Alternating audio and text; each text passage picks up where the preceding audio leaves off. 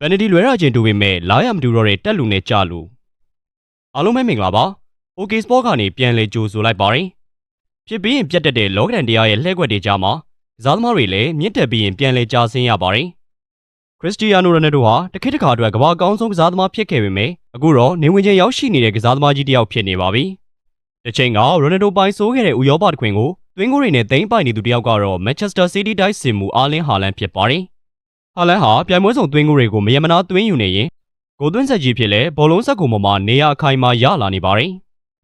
ဒီတစ်ပတ်နိုင်ငံတကာပိတ်ရက်မှာရိုနယ်ဒိုနဲ့ဟာလန်ကသက်ဆိုင်ရာနိုင်ငံအသင်းတွေနဲ့တူကမ္ဘာ့ဖလားခြေစစ်ပွဲတွေကစားခဲ့ကြပါတယ်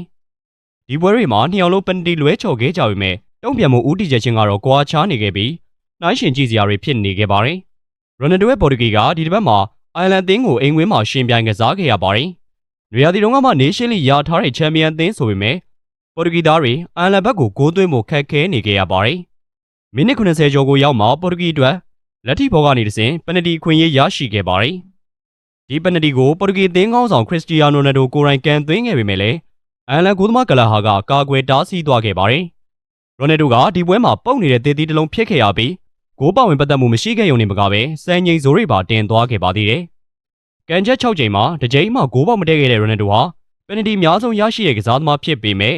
212ချိန်ကန်ရမှာ34ချိန်အထိလွဲချော်ခဲ့တာကြောင့်သမိုင်းရဲ့ပယ်နတီအများဆုံးလွဲချော်ထားတဲ့ကစားသမားဖြစ်စံချိန်ဇိုးတင်သွားခဲ့ပါတယ်။ရူဘင်နေဘက်စ်ရဲ့နောက်ကျဂိုးကြောင့်တော့ပေါ်တူဂီတို့အရှက်မကွဲခဲ့ရတာဖြစ်ပြီးတကူကိုမရှိနဲ့အနိုင်ရရှိသွားခဲ့ပါတယ်။တစ်ဖက်ကဟာလန်ကလည်းနော်ဝေးသင်းကိုဦးဆောင်ခဲ့ပြီးအစ္စရေးကိုရှင်ပြိုင်ကစားခဲ့ပါတယ်။ဟာလန်ကပွဲဆက်စာချင်း9မိနစ်မှာပယ်နတီကန်မှုအခွင့်အရေးရရှိခဲ့ပေမဲ့နှစ်ခါပြန်လွဲချော်ရင်အမှားလုံးမိခဲ့ပါတယ်။ဒါပေမဲ့ဟာလန်ကတော့ကိုအမားကိုပြုတ်ပြီးရင်လမ်းကြောင်းမှန်ပေါ်ပြန်တက်ခဲ့ပါတယ်။ဟာလန်ကနော်ဝေးအတွက်ဟက်ထရစ်သွင်းကိုသွင်းယူပေးခဲ့တယ်လို့ပြိုင်ဘက်ကလည်းလက်ဆောင်2ဂိုးပေးလိုက်တာကြောင့်နော်ဝေးတို့9ဂိုးကိုမရှိနဲ့အနိုင်ရရှိခဲ့ပါတယ်။ဟာလန်ကဒီသွင်းကိုတွေနဲ့နိုင်ငံတကာသွင်းကို50ဂိုးပြေးသွားခဲ့ပြီးသွင်းကို50မှတ်တိုင်ကိုအများဆုံးရောက်ရှိတဲ့ကစားသမားဖြစ်လာခဲ့ပါတယ်။နိုင်ငံတကာသွင်းကိုအများဆုံးရရှိထားတဲ့ရိုနယ်ဒိုတုန်းက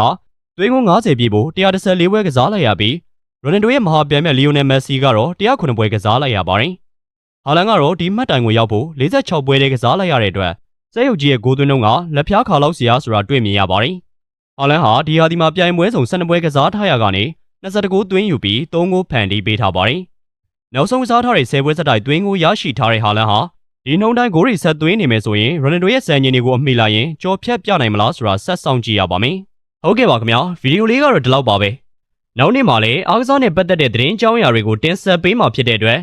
channel လေးကို like and follow လုပ်ပေးကြပါခင်ဗျာ။ကြည့်ရှုပေးကြတာကျေးဇူးတင်ပါတယ်ခင်ဗျာ။